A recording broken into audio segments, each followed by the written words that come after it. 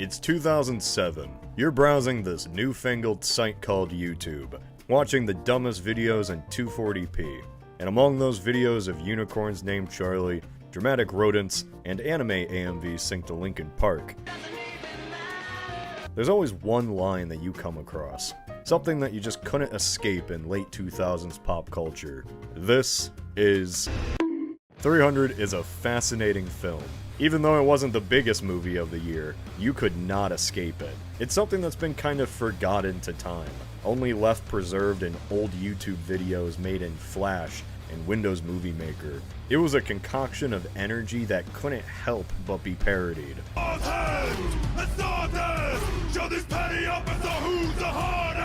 300 is based on a comic by Frank Miller. Get out of my... You either know who he is, or you don't. He's been in the comic industry for decades. In 1997, he made a limited series called 300, based loosely on the ancient Battle of Thermopylae. Keyword here is loosely. Sorry if you came here expecting some comparison between 300 and the real battle, like a historical cinema sins or something. This isn't that type of video. By this point, I'd assume most people understand this isn't accurate, at all.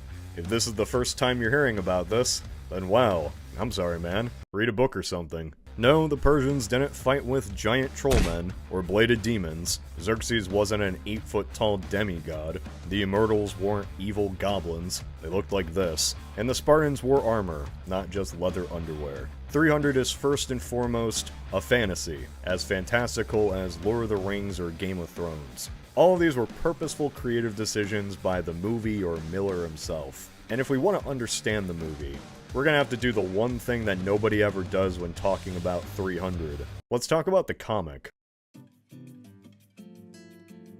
When Frank Miller was a wee lad, he watched a film called The 300 Spartans. Here we stay, and here we stand. For how long? Until we win! You could say he was a fan. He said in an interview that it changed the course of his creative life. I tried to get more information on what that meant, but any link to that interview is dead. So that sucks. I also caught COVID in between recordings, so I sound like this now. So that double sucks. Gonna have to just take Wikipedia at its word. After watching the 300 Spartans and coughing my brain out, you know, I could see how it'd have some influence. It's kind of funny how tame the depiction of the Persians are compared to 300. It's like night and day. The 300 Spartans is a pretty solid movie, but just like a lot of films of the time, it's more sanitized than Mr. Clean. Hey, this is a really good war. They say Xerxes has brought 100 nations with him. The Spartans get along with everyone. They're like the loyal vanguard of united Greece. So in 300, the Spartans were now rough and brutal. They killed babies. The aspect of their almost psychotic devotion to militarism is on full display. They're still noble, but not in that clean-cut 1960s way. They look like they've seen 1,000 battles. Their superiority complex is cranked up to 11. The only thing Miller didn't include was the Spartans' rampant use of slavery, which by his admittance he knew happened, he just didn't want people to completely hate them. Personally, I think he should have went all the way. Release the slavery cut, Miller. The actual comic is so short though, I don't know where he'd fit it in. The politics of this world really don't matter. It's just minor set dressing. The story is just a band of soldiers marching to a place, fighting for a little bit, and then dying. The end. And it's fantastic. George Miller's angular style really elevates the story in a way that the movie just can't. They're like angular, muscular cavemen. These faces are brutish and tired.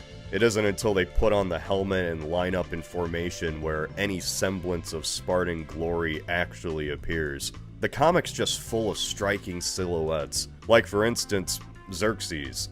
Why does he look like that? Well, in the comic, the main aspect of his design are those chains. He isn't even really drawn a lot. He's more like a negative space illuminated by gold. No, it's not accurate, but it is surreal. And that's what I'd describe the comic as. One that's attempting to be a stark difference from the clean movie that inspired Miller in the first place. And while I do like what the movie does, I can't help but feel after reading the comic that some aspects were just lost in translation. But that's just the nature of live action. Which, oh hey, I should probably talk about the movie now. 300 the movie is always just compared to the actual historical battle itself. But like, 300 is first and foremost an adaptation of a comic. A comic inspired by a 1960s movie, loosely inspired by at least a few centuries of interpretation on a battle with a lot of historical baggage. A long game of telephone adaptation.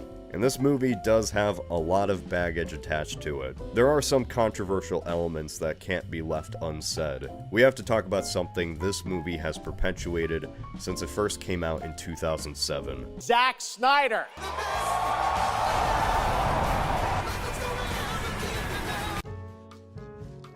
Oh boy, Zack Snyder. He had done one movie before 300, the remake of Dawn of the Dead, which was apparently written by James Gunn. I didn't know that.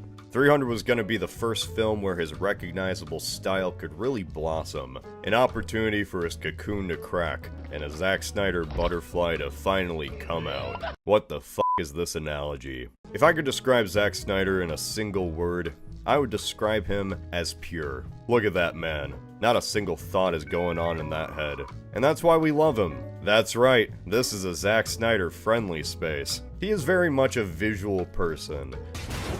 Like 90% of his brain is made up of stylish cinematography, and the other 10% is color grading. Today the name Zack Snyder cracks open the earth beneath internet nerds' feet, and I just find that hilarious. There's just something about this man that makes people lose their minds. Probably the decade or so of questionable films. Why did you say that name? Snyder's relationship with WB is an epic as fascinating as the Greek poems themselves. You could say it would eventually encompass the entire studio, maybe even Hollywood in general. I'm not gonna say a word about the DCEU, but I will say that everything going on with this can be traced back to this, with a funny little man who just wanted to bring a funny little comic to life. Literally. If you watch the movie, you have basically read the comic. Shots, entire lines. Ready your breakfast and eat hearty. But tonight, we dine in hell! Most of the script ripped right out of the comic. Snyder loved it so darn much, he did everything to change it as little as possible. Like as little as possible. Panels from the comic were used as storyboard references, and shots were built directly from that. And honestly, who can blame him? The comic looked good, and Snyder knew that. And then he went on to do the same thing with Watchmen. Unlike that movie, 300 was really the perfect project for him to get his hands on. It was a simple story that lent itself to exaggeration, hyper-violence, and most importantly, style. Truly, the peak Snyder film. 300 is officially called an American epic historical action film, but I think its true genre should just be called fuck yeah, because that's really the main emotion this movie tries to evoke. Fuck yeah, hell yeah, hot damn, oorah. This is the definition of a power fantasy. And that's all Zack Snyder thought while directing it. How do I make this look as cool as possible, and also how do I make this as faithful to the comic as possible? There is an overuse of bloom and sepia tones, all meant to evoke the often bright backgrounds of the original panels. 300 is a world of computer-generated backgrounds, slow motion, more filters than a TikTok livestream, and a truly banger soundtrack. And in my humble opinion, I think it works. You know, in that caveman brain sense. Meat, cigar, Tim Allen grunt. Yeah, in a decade this movie is not visibly aged great. It's very clearly all shot on green screens, and you could argue the entire visual language of this movie has been made fun of to death. But to me, this has only enhanced the experience. No movie has ever looked like this again, nor would it ever dare to. The closest comparison I could possibly make is Spy Kids 3D. Cake. And I say that as a compliment. That's a compliment. 300 at its core is an ancient horde game mode. This goes on for about 3 days until the Spartans are betrayed by Quasimodo and they're gunned down in the streets. There are no character arcs in 300. Character arcs are for the weak, but there are characters, or as best as characters as there could be. There are faces, separate faces, so let's talk about those faces. Leonidas. King Leo. the big cheese, the meme himself. Leonidas is the best part of this movie, and I didn't need to tell you that. In the greater pop culture sphere, Leonidas is really remembered for those bombastic moments. And those moments rock. Such raw anger and drive in each line. It sounds both incredibly badass and also unintentionally hilarious. And that's what 300 is all about. That's what we're fighting for. Yet as famous as this line was, nobody ever knew what the hell this giant hole was. Why did they have this here? Seems a little dangerous. It's a well. It's meant to be a well. In the histories, the Greeks really did kill their Persian diplomats, and the Spartans threw theirs down a well. In true 300 fashion, this is exaggerated as much as possible. It's actually kind of funny how many of the most badass lines in this fantasy movie were said to have actually happened. Lay down your weapons! Come and get them! Even inspired a certain flag that if you're Texan, you're probably familiar with. Or even this exchange. Our arrows will blot out the sun. Then we will fight in the shade. That line actually came straight from the 60s movie. Our arrows will blot out the sun. Then we will fight in the shade. But it was something Leonidas said to one of his own men, not a Persian. But while old Leo does a lot of the screaming throughout the movie, he has another side too, which I entirely forgot about until rewatching it. He's usually just a smartass. Slaughtering all those men of yours has left a nasty crack in my leg, so... Gerard Butler does a lot with a few facial expressions and head tilts, never breaking that Spartan emotional wall. I couldn't fit this in anywhere, but I was listening to the 300 commentary, and Zack Snyder kept referring to Gerard Butler as Jerry. And Jerry looks like he's in pretty good shape in that shot right there. And I thought that was the funniest thing ever. All hail Jerry, king of the Spartans. Other Spartans. Who knew Michael Fassbender was in this? I don't remember that. He looks pretty hilarious. We are with you, sire! For Sparta! For freedom! To the death! Despite there being 300 Spartans, they only focus on like 4. There's a father and son pair, Leonidas' second in command, literally just named Captain, who brings along his oldest son named Astinos, a name that is not Greek. The Greek historian who was working on the movie wondered where the hell Snyder got that name from, and Snyder said he named him after his Aston Martin. That's incredible. Poor Aston Martin. And then there's Dilios, the only surviving Spartan of the 300, sent by Leonidas to tell their story to the rest of Greece. And Dilios, he sure does. Even the parts where he wasn't even there. Did Dilios make up the fact that Leonidas' last thought was of his wife? Who's to say? He probably made up a bunch of things.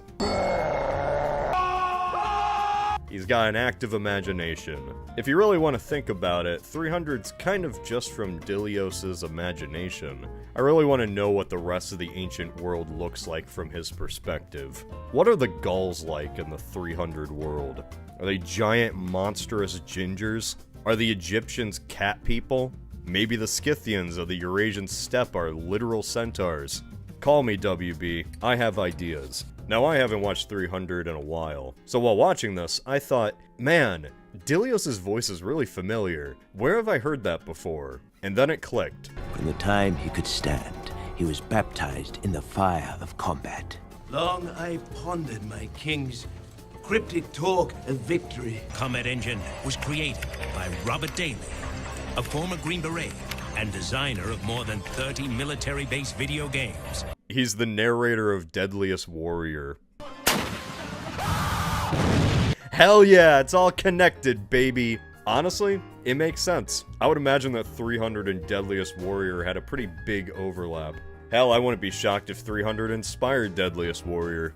Monuments, no poems of war and valor. Designer of more than 30 military-based video games. Speaking of historical inaccuracy, I feel like there's something else. Something I've been putting off. Oh yeah. Ooh. Yeah, the Persians. The Persians were certainly something. From every corner of the empire.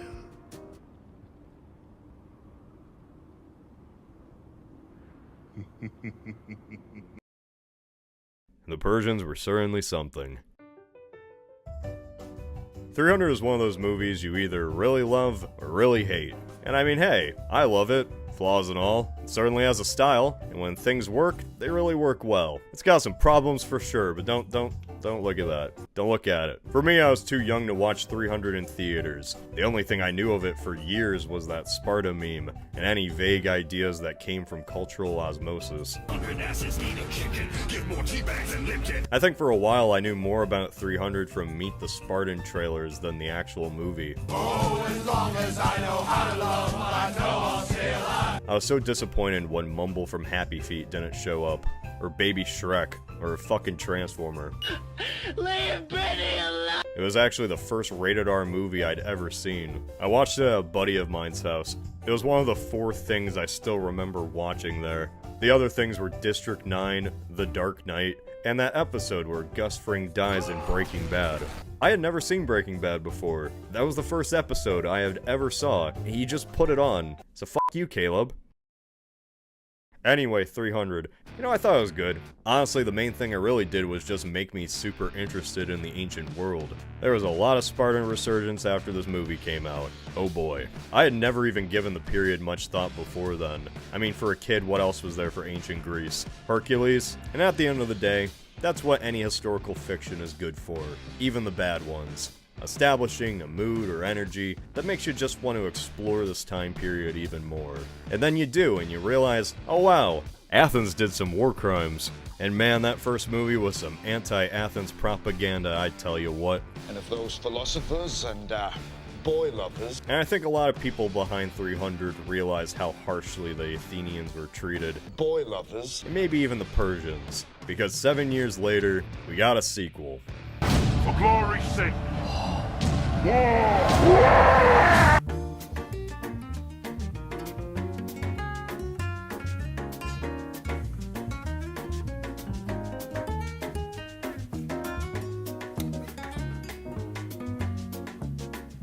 Who here is actually gay?